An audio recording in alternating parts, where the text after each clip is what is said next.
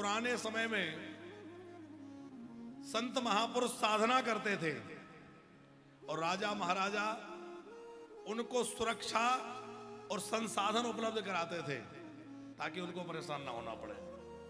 अब आजकल सत्ता के लोगों को तो कोई लेना देना नहीं रहा, क्योंकि सत्ता तो धर्मनिरपेक्ष हो गई। अब धर्म से कोई लेना देना नहीं, तो फिर किसकी जिम्मेवारी है? समाज की जिम्मेवारी है कि नहीं है?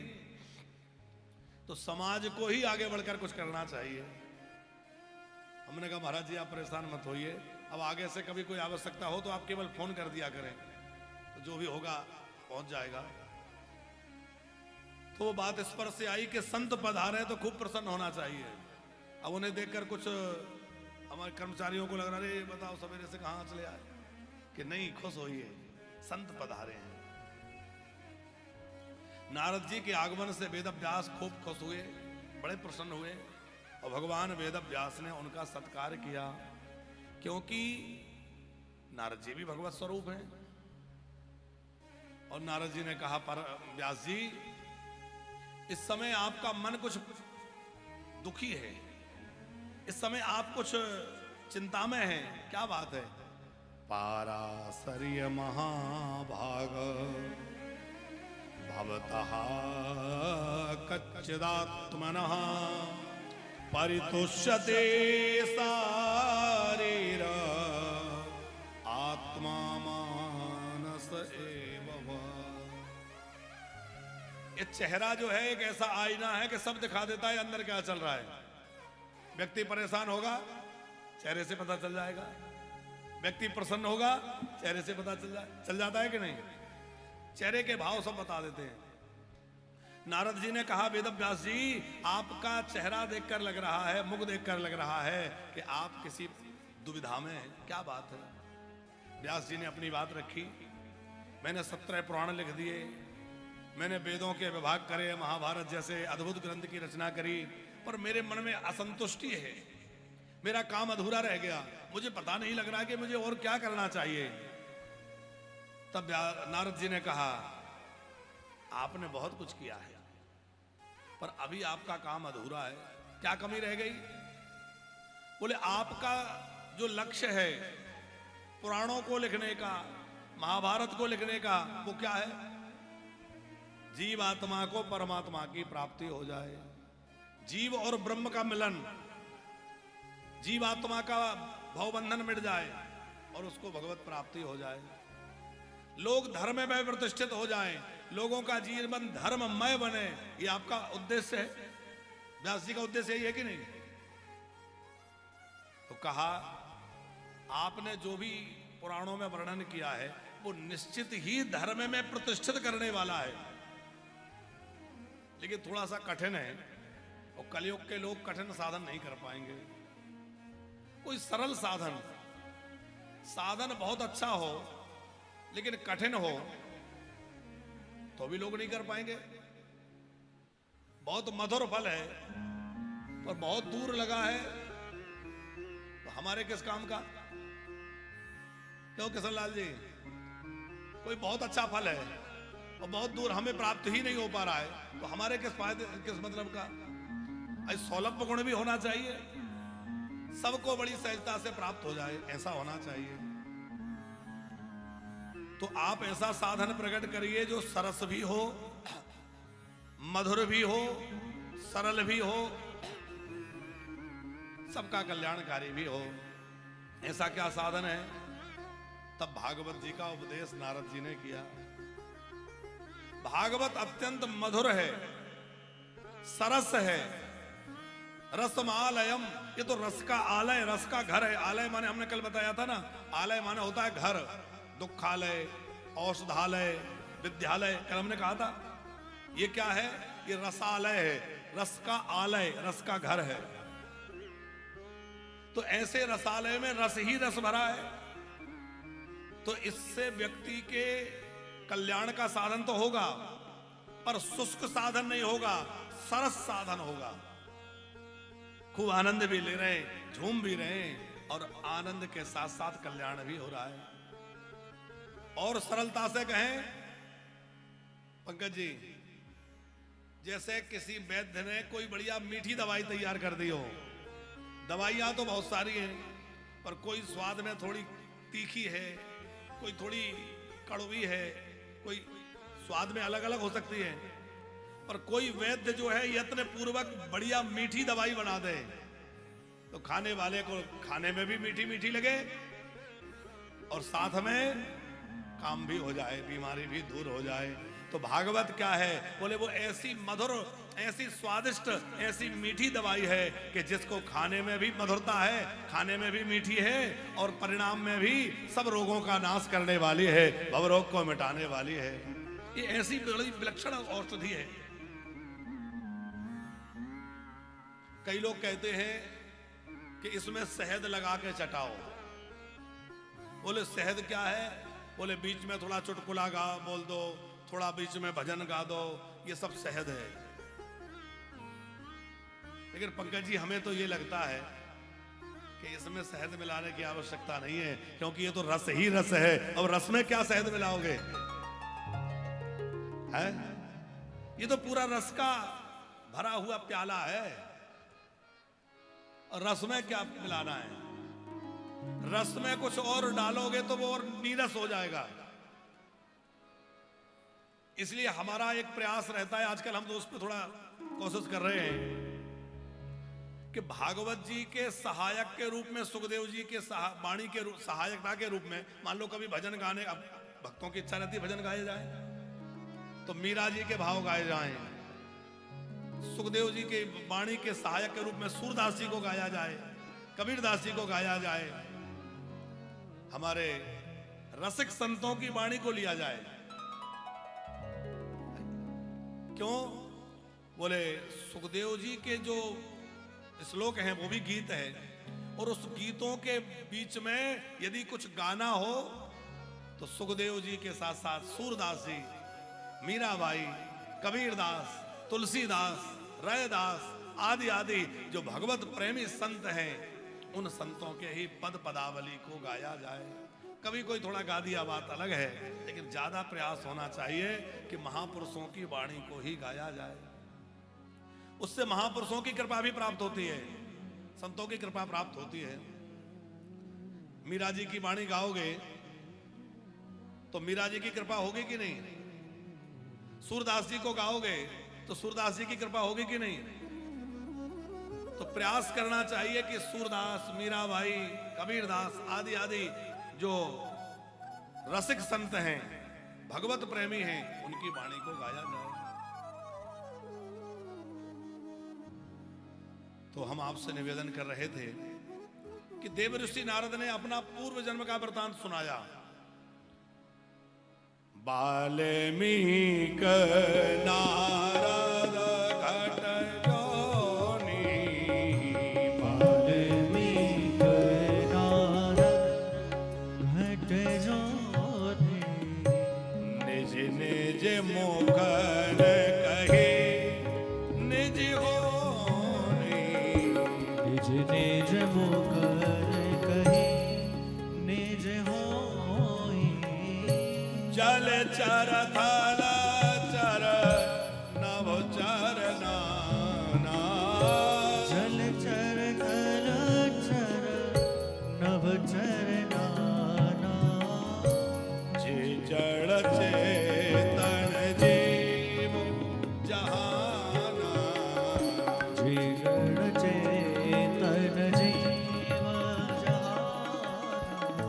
जे जड़ चेतन जीव जहाना, जे जड़ चेतन जीव जहाना, जल चर थल चर, जल चर थल चर, जल चर थल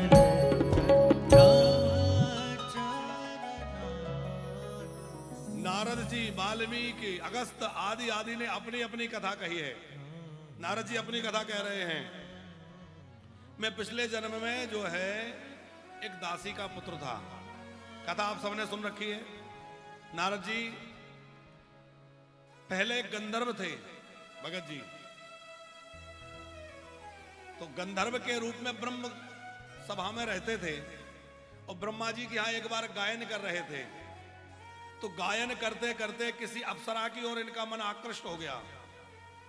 ब्रह्मा जी ने देखा ये क्या इशारेबाजी चल रही है, और श्राप दे दिया कि तुम ब्रह्मलोक में रहने के योग्य नहीं हो, जाओ पृथ्वी पर चले जाओ, दासी पुत्र बन जाओ।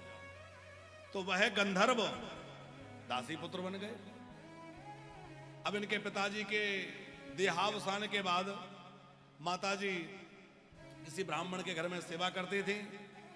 चातुर्मास के लिए वहां संत पधारे और संतों का आश्रय इनको 4 महीने तक मिला। जो बरसात के समय चातुर्मास होता है, चातुर्मास में इनको संतों के द्वारा सत्संग सुनने को मिला, संतों की सेवा शुश्रूषा मिली। और बिना सेवा के शरीर शुद्ध नहीं हो सकता। रगड़ रगड़ के नहाने से शरीर शुद्ध नहीं होता। नहाना तो चाहिए, लेकिन शरीर की शुद्धि कैसे होगी? तन पवित्र सेवा किए, धन पवित्र किए दान। ये शरीर पवित्र कैसे होगा? हमारा मन पवित्र कैसे होगा? सेवा से। इसलिए खुद हाथों से सेवा करने का अभ्यास होना चाहिए। अपने से सेवा करें। नारद जी कह रहे हैं मैंने 4 महीने तक उन संतों की सेवा करी, उस सेवा का फल मुझे ये मिला कि मेरा मन एकदम निर्मल हो गया। पंकज जी, पूज्य भक्तमाली जी का एक दृष्टांत हमारे मलुकपीठ वाले महाराज जी सुनाते हैं। बोले एक बार की घटना है। अब ये तो आनंद की कथा है, आनंद लेते चलना है। हमारे भगत जी भी पक्के भगत हैं, इनको ये चिंता नहीं है कि कहां तक कथा होगी, तो आनंद है। इन्होंने भी अपनी नैया हमारे भरोसे छोड़ दी और हमने अपनी नैया उनके भरोसे छोड़ दी। तो आनंद लेते चलना है। महाराज जी सुनाते हैं कि एक बार जब महाराज जी का विद्यार्थी जीवन ही था, कुछ विद्यार्थियों को पढ़ाने भी लगे थे, व्याकरण संस्कृत आदि पढ़ाते थे। तो महाराज जी के मलुकपीठ वाले महाराज जी के गुरुजी भक्तमाली जी, परम श्रद्धेय पूज्यपाद श्री गणेश दास जी भक्तमाली जी कहीं बाहर से आए। तो उन्होंने देखा कि जो सुदामा कुटी आश्रम है उसके पास की कोई नाली चौक हो गई थी, क्योंकि संतों का खूब भंडारा होता है वहां। आपने दर्शन किया होगा, सुदामा कुटी में हजारों संत प्रसाद नृत्य पाते हैं। अब वो अन्न के कण बह बह करके नाली में जम गए, और नाली जब जाम हो गई तो उससे दुर्गंध आने लगी, और बड़ी भारी दुर्गंध आ रही थी। वहां निकलना थोड़ा मुश्किल हो रहा था, लोगों को बैठना मुश्किल हो रहा था। तो सवेरे सवेरे महाराज जी दिशा मैदान के लिए गए। दिशा मैदान समझते हैं? पहले लोग खुले में ही जाते थे शौच आदि के लिए, उस समय की बात होगी। तो महाराज जी सवेरे गए तो लौट के बड़ी देर तक नहीं आए। तो महाराज जी को लगा कि बहुत देर हो गई कि गुरुजी आए नहीं, क्या बात है। तो थोड़ा बाहर जाके देखा तो महाराज जी वो नाली की कीचड़ निकाल निकाल के बाहर डाल रहे हैं। महाराज जी खुद भक्तमाली जी, जिनका बड़ा नाम था, बड़े तपस्वी महात्मा और बड़े सिद्ध महापुरुष, उनकी तो क्या कहना, बड़े सिद्ध महात्मा, और वह इतने सिद्ध इतने अद्भुत होकर के क्या कर रहे थे? नाली का कीचड़ निकाल निकाल के बाहर कर रहे थे, नाली साफ कर रहे थे। तो हमारे मलुकपीठ वाले महाराज जी आप सुनाते हैं कि हम जब गए तो हमें बड़ा संकोच हुआ, हम लोगों ने सेवा नहीं करी, महाराज जी कर रहे हैं। और महाराज जी कर रहे हैं, हम खड़े। तो कहा महाराज जी आप बंद करिए, हम कर लेंगे। तो महाराज जी ने हंसकर कहा कि आपको ही करना होता तो पहले ही कर लेते, अब तो हम किए ही देते हैं। तो महाराज जी को बड़ा लग रहा था कि देखो गुरुजी काम कर रहे हैं, गुरुजी आप मत करिए, दुर्गंध आ रही है, आप हट जाइए, हम लोग कर लेंगे। तो उन्होंने जो उत्तर दिया उसके लिए हम ये बात यहां सुना रहे हैं। क्या उत्तर दिया? उन्होंने उत्तर दिया कि मैं नाली का कीचड़ बाहर नहीं कर रहा हूं, मैं अपने अंदर का कीचड़ बाहर कर रहा हूं। जैसे जैसे नाली साफ होगी मेरा मन साफ हो जाएगा। माने सफाई तो बाहर कर रहे हैं, पर बाहर की सफाई से ज्यादा हमारे अंदर की सफाई हो रही है। सेवा करने से शरीर शुद्ध होता है, मन शुद्ध होता है। इसलिए संतों के स्थान में जाओ, तीर्थों में जाओ, अपने हाथ से सेवा करो। कुछ ना कुछ सेवा करनी चाहिए। किसी भी संत के यहां जाओ, कुछ ना कुछ सेवा करो, क्योंकि सेवा से ही इस शरीर की सार्थकता है। घर में भी रहो तो कुछ ना कुछ सेवा करो। शरीर भोगों को भोगने नहीं है, सेवा करने के लिए है। इसलिए नारद जी कह रहे हैं, मैंने 4 महीने उन संतों की सेवा करी, मेरा अंतःकरण निर्मल हो गया। अब बुद्धि में जो सूक्ष्म विकार होता है वो कैसे मिटे? तो उसकी भी दवाई मिल गई। वो दवाई मिल गई संतों की शीत प्रसादी। संत महापुरुष शीत प्रसादी पाते हैं, संत प्रसाद पाते हैं, और संतों के द्वारा जो प्रसाद बच जाता है उसको बोलते हैं शीत प्रसाद। तो शीत प्रसाद समझते हो आप लोग? कितने लोग समझते हैं शीत प्रसाद? संत भोजन कर लें, उनकी पत्तल में थाली में जो बचता है उसको शीत प्रसाद बोलते हैं, और उसकी बड़ी महिमा है। क्या महिमा है? बोले उसको पाने से बुद्धि के अंदर जो सूक्ष्म विकार होता है वह भी नष्ट हो जाता है। हम अब वो पद ढूंढ रहे हैं, मिल जाए तो। पंकज जी, हमारे श्री हरिराम व्यास जी ने एक पद गाया है, झूठने जेना भगत की खात।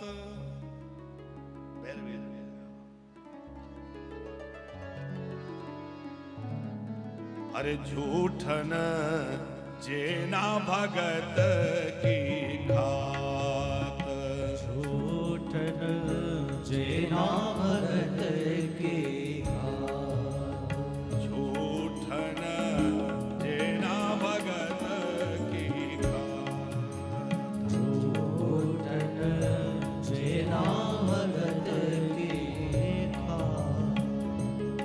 जिन्होंने संतों का प्रसाद नहीं पाया, जिन्होंने संतों का झूठन प्रसाद नहीं लिया, श्री व्यास जी कहते हैं कि उनका चित्त निर्मल कैसे बनेगा, उनके अंदर वह दिव्यता निर्मलता कैसे आएगी। इसलिए हरि वल्लभ भगवत भक्तों का खूब शीत प्रसाद प्रेम से ग्रहण करिए। जेना भगत की खात, झूठन जेना भगत की खात, जेना भगत की खात,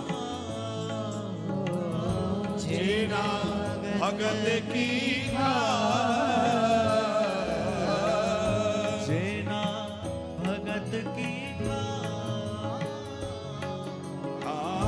जेना भगत की खात, जेना भगत की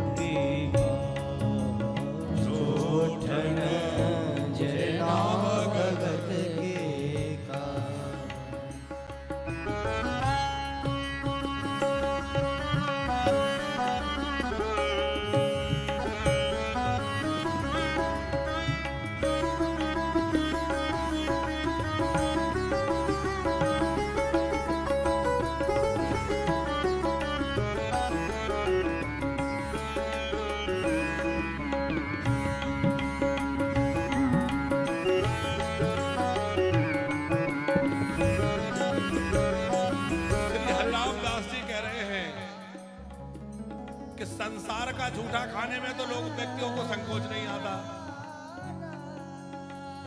दूसरों संसार आजकल लोग दूसरों का झूठा खूब खा रहे हैं। आजकल जो भोजन की पद्धति चली है, झूठा है कि नहीं उसमें? सब उसी में उठा रहे हैं, सब उसी में खा रहे हैं, सब झूठा मीठा हो रहा है। वहां तो हमें संकोच नहीं हो रहा है। कामिन लार चुचात, बोले संसार के लोगों का झूठा तो खूब खा लेते हैं, लेकिन संतों का झूठा खाने में लोगों को शर्म लगती है, संकोच लगता है। अरे भैया, संतों का शीत प्रसाद पाओगे तो आपकी बुद्धि निर्मल हो जाएगी, बुद्धि के विकार नष्ट हो जाएंगे।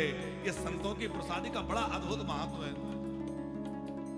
अरे झूठन जेना भगत के खात, झूठन जेना भगत के खात, तिनके बदन सदन नरकन के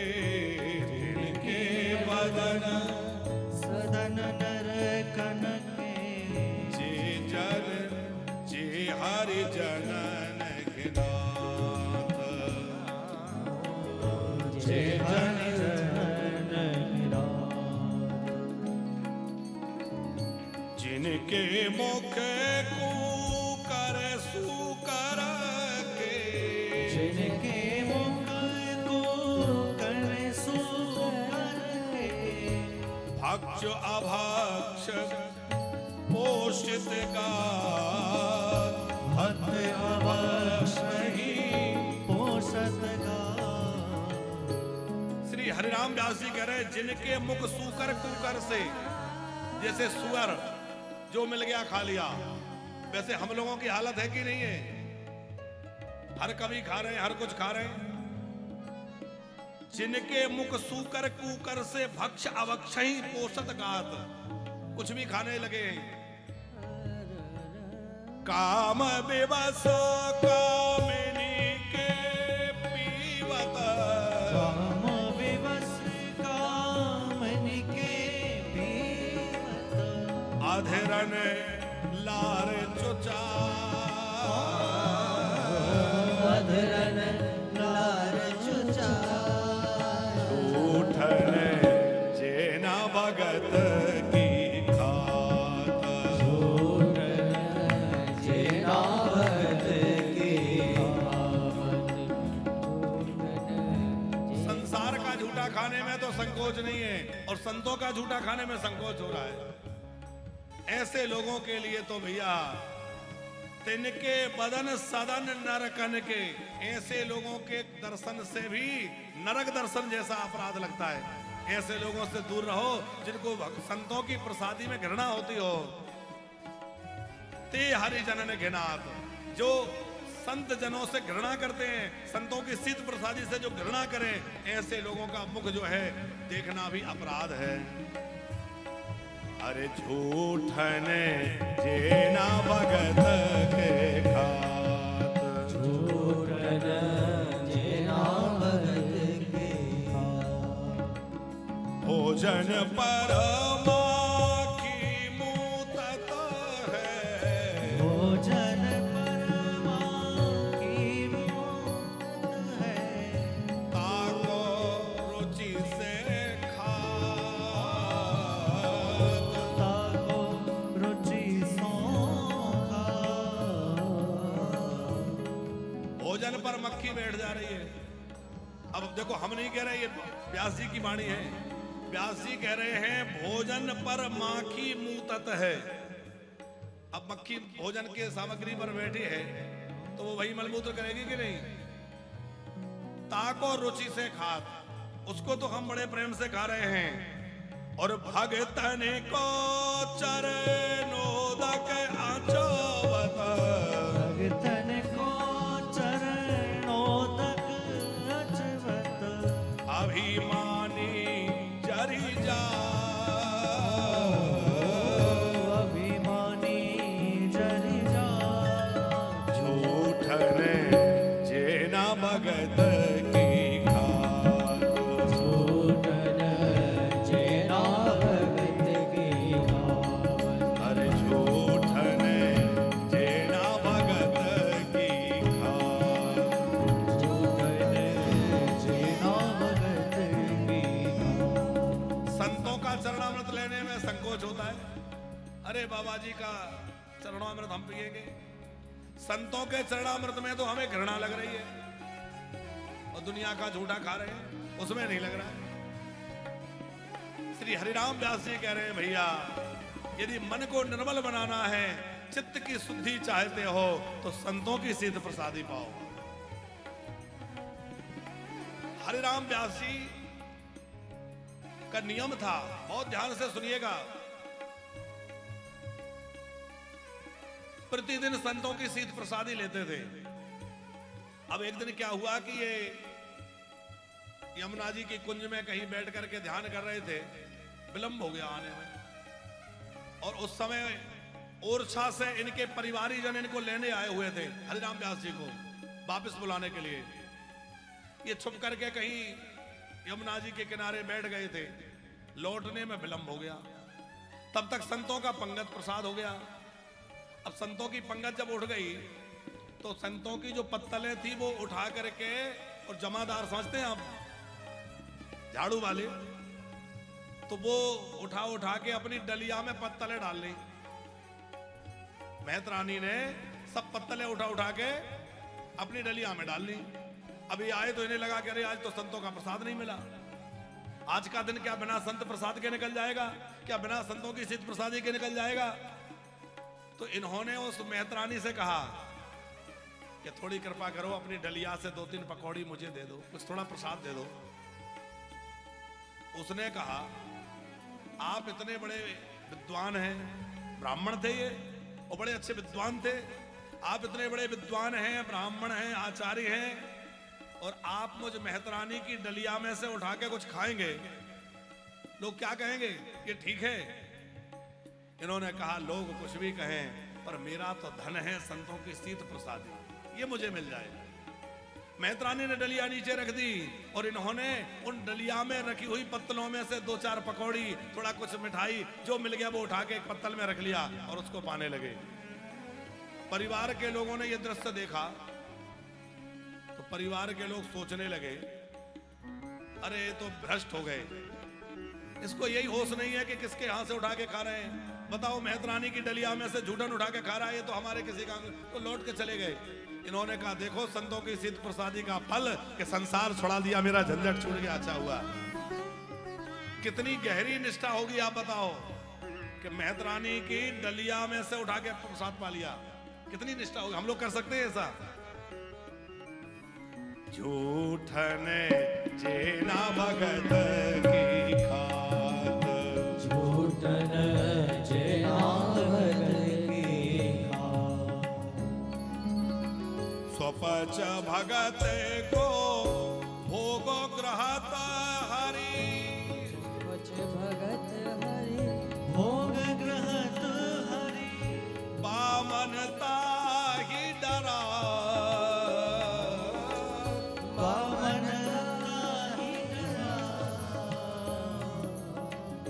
बाजेदार की पाती ब्याह में, बाजेदार की पाती ब्याह में, जीवत पे प्रबरा, जीवत पे प्रबरा, झूठन जेना भगत की खात,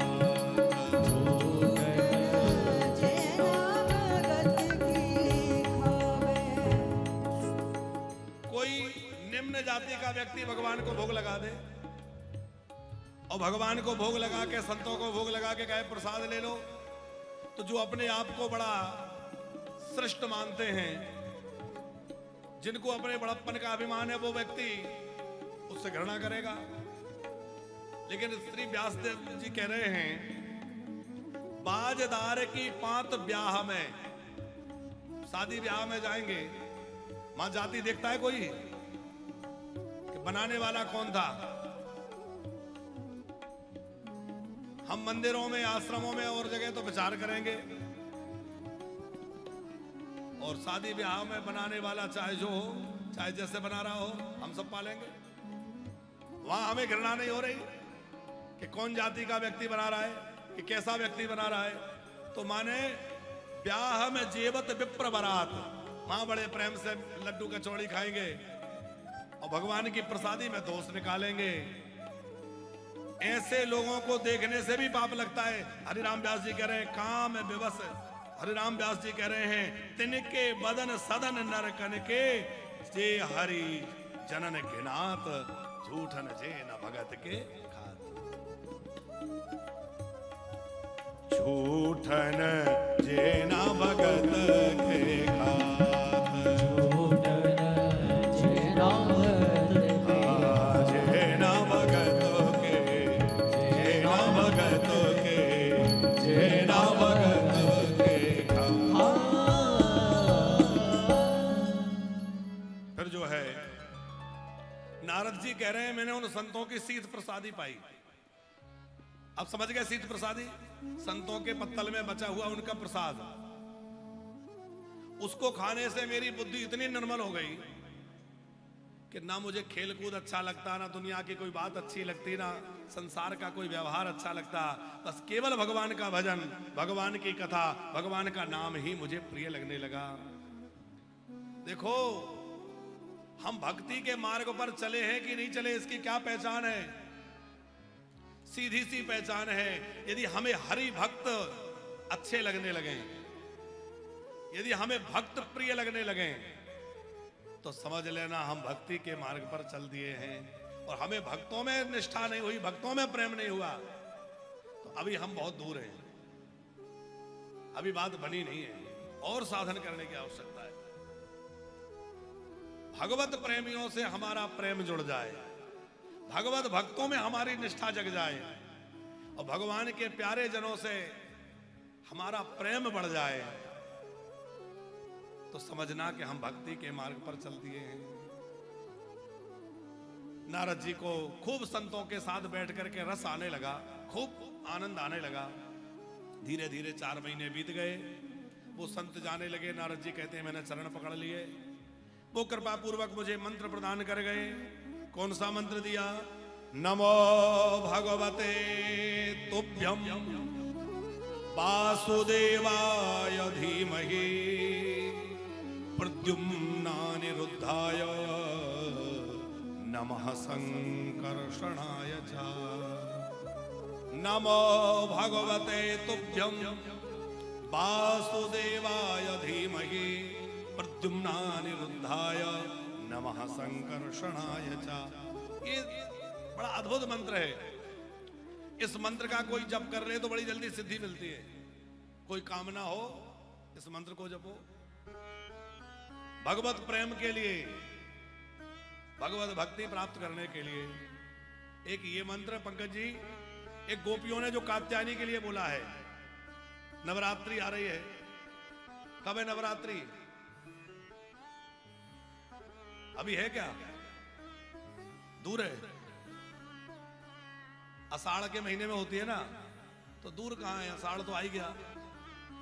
अभी ज्येष्ठ का महीना पूरा हो रहा है, तो ज्येष्ठ के बाद में आषाढ़ कृष्ण पक्ष, आषाढ़ में शुक्ल पक्ष से, आषाढ़ के 15 दिन बीत जाए तो आषाढ़ के शुक्ल पक्ष की प्रतिपदा से नवमी पर्यंत गुप्त नवरात्रि होती है।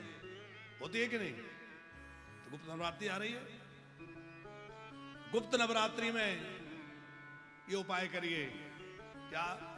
हर बार हम दुर्गा सप्तशती पाठ करते हैं और मंत्र जपते हैं। किस लिए जपते हैं? सुख संपत्ति घर आवे, कष्ट मिटे तन का, इसलिए करते हैं। अब की बार नवरात्रि आए तो क्या करें? नवारण मंत्र का पाठ करें, जप करें, या फिर श्रीमद् भागवत के अंतर्गत जो कात्यायनी मंत्र है, कात्यायनी महामाये महायोगिन्नधीश्वरी नंद गोप सुतम देवी पतिम मे गुरुते नमः, इस मंत्र का जप जो है आप नवरात्रि में करिए। और किस भावना से करिए कि जैसे गोपियों को आप पति रूप में प्राप्त हो गए, ऐसे हमें भी प्राप्त हो जाइए, हमें भी आप अपना लीजिए। जैसे आपने गोपियों को अपना लिया, ऐसे हमें भी अपना लीजिए। भगवत प्राप्ति की कामना से इस मंत्र को जपिए। हम लोग जो भी अनुष्ठान करते हैं भगवत प्राप्ति के लिए कहां करते हैं? संकल्प करते हैं। तो क्या संकल्प करते हैं? अप्राप्त लक्ष्मी प्राप्त्यर्थम, प्राप्त लक्ष्मी चिरकाल संरक्षणार्थम, सकलीप्सित मन कामना संसिद्ध्यर्थम, राजद्वारे व्यापारे सर्वत्र यशो विजय लाभाधि प्राप्त्यर्थम, सूर्यादि नवग्रह देवता अनुकूलता सिद्ध्यर्थम, इंद्रादि दिक्पाल देवता प्रसन्नता सिद्ध्यर्थम। इतनी सारी कामनाएं रख देते हैं कि भगवान भी माथा पकड़ लेते होंगे। कितनी कामना रख दिया। यह लोग सर्व व्याधि विनाशनार्थम, तो आने क्या क्या बोल देंगे। अच्छी बात है, ये सब बातें होना चाहिए, पर साथ में संकल्प तो क्या करें? भगवत प्रीत्यर्थम, श्री राधा कृष्ण चरण कमलयो निर्मल भक्ति प्राप्त्यर्थे, भगवत कैंकर्य पूर्वक भगवत चरण निर्मल भक्ति प्राप्त्यर्थम, भगवत प्रसन्नता सिद्ध्यर्थम, श्री सीता रामचंद्र देवता मुख प्रसन्नोल्लासार्थम, उनकी मुख की प्रसन्नता के लिए, उनकी भक्ति प्राप्ति के लिए हम ये अनुष्ठान कर रहे हैं, ऐसा करके देखो। अच्छा ये बात बताओ, भगवान मिल जाएंगे तो कोई काम अधूरा रहेगा क्या? हम लोगों के मन में संदेह ये रहता है कि हमारे काम ना अधूरे रह जाए। भैया ये भक्ति भक्ति तो बाद में कर लेंगे, पहले बच्चों की जिम्मेवारी है ये पूरी करें, पहले बच्चों का शादी ब्याह करें, इनकी नौकरी लगाएं, इनके लिए मकान बनाएं। ऐसा लोग मन में सोचते हैं। पर आप विचार करिए कि भगवान मिल जाएंगे तो कुछ मिलना अधूरा रह जाएगा क्या? क्या भरोसा नहीं है कि भगवान मिल जाएंगे तो वो हमारे बच्चों की व्यवस्था नहीं कर देंगे? जो सारी दुनिया की व्यवस्था कर रहा है वो हमारे परिवार की भी व्यवस्था कर देगा। इसलिए भैया उनको पकड़ लो। अब आप जरा विचार करिए, राम नाम को अंक है, सब साधन है सून, नाम गए अंक रह गए, कछु हाथ नहीं अंक रहे 10 गुण। ऐसे समझ लें कि भगवान जो है या भगवान का नाम जो है वो है अंक, और बाकी सब साधन है शून्य। अब शून्य का अभिमान करे कि देखो मेरा कितना महत्व है कि जिस अंक के पीछे मैं लग जाती हूं वो 10 गुना बढ़ जाता है। एक लिखा है, एक के आगे शून्य लगा दी तो कितना हो गया? 10। 10 के आगे एक और शून्य लगा दी तो 100, फिर 1000, तो 10-10 गुना बढ़ रहा है कि नहीं? एक शून्य 10 गुना बढ़ा देती है। और शून्य अभिमान करे कि देखो मेरा महत्व, कि मेरे लगने से 10 गुना महत्व बढ़ जाता है।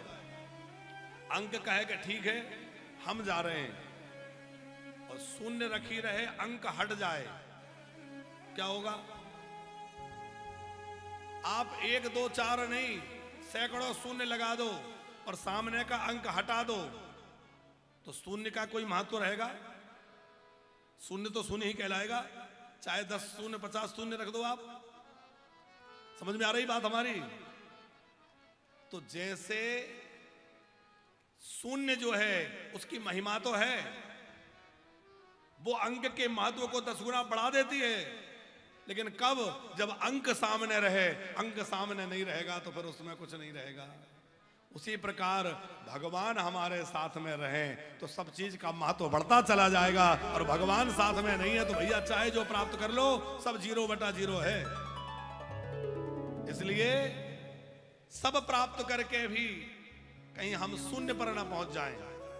इसलिए जब भी कोई भजन करो, तप करो, जप करो तो भगवत प्रीत्यर्थे, भगवत चरण कमलयो निर्मल भक्ति प्राप्त्यर्थे, ज्ञान वैराग्य सिद्ध्यर्थम। हमारे अंदर निर्मल भक्ति का प्रकाश हो, हमारे अंदर ज्ञान बढ़े, हमारे अंदर भक्ति बढ़े, ये भावना लेकर चलिए। और जब भगवान हमारे हो जाएंगे तो भैया और जितनी चीजें हैं वो सब भगवान अपने आप अनुकूल कर देंगे। राम भज राम भज राम भज बाबरे, राम भज राम भज राम भज बाबरे, ओ राम भज राम भज राम भज बाबरे, राम भज राम भज बाबरे, घोर भाव निरानिधि नाम निज नाम रे, निधि राम भज बाबरे, घोर भाव निरानिधि नाम निज नाम रे,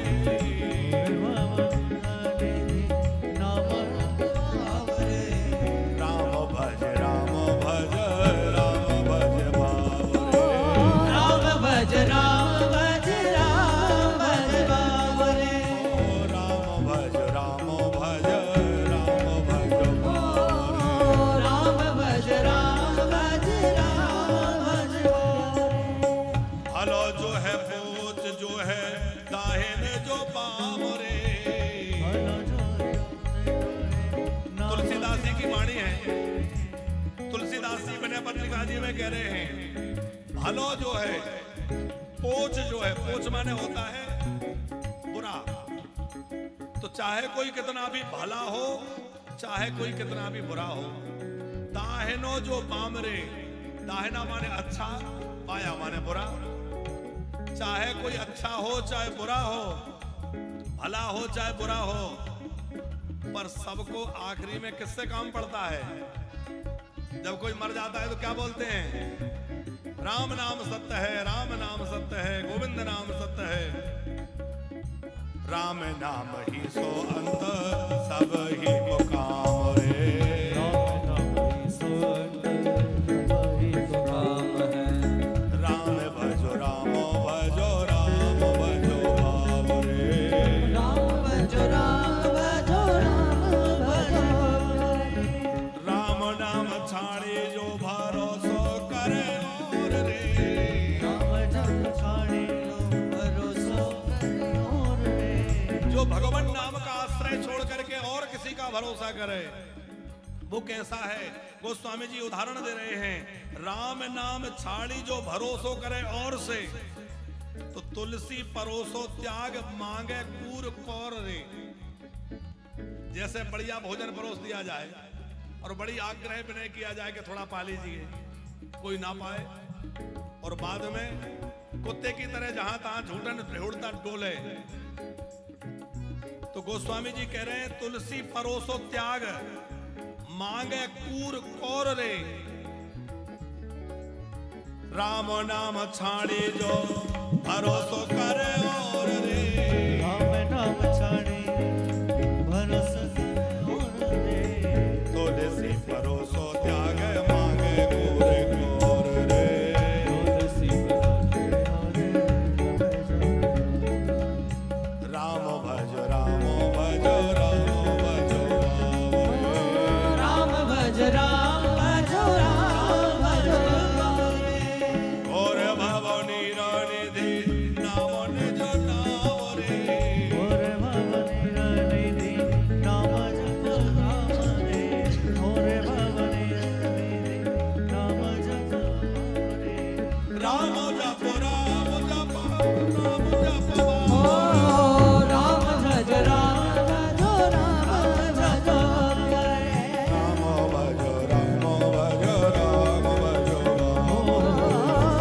राम भज राम भज ओ राम भज राम भजो राम भजो प्यारे। राम भज राम भज राम भज राम भज राम भजो राम भजो प्यारे। श्री नारद जी कह रहे हैं कि उन ऋषियों ने मुझे मंत्र दे दिया और कहा इस मंत्र को जप करना। इस मंत्र को जपने से क्या होगा? बोले भगवत प्राप्ति हो जाएगी।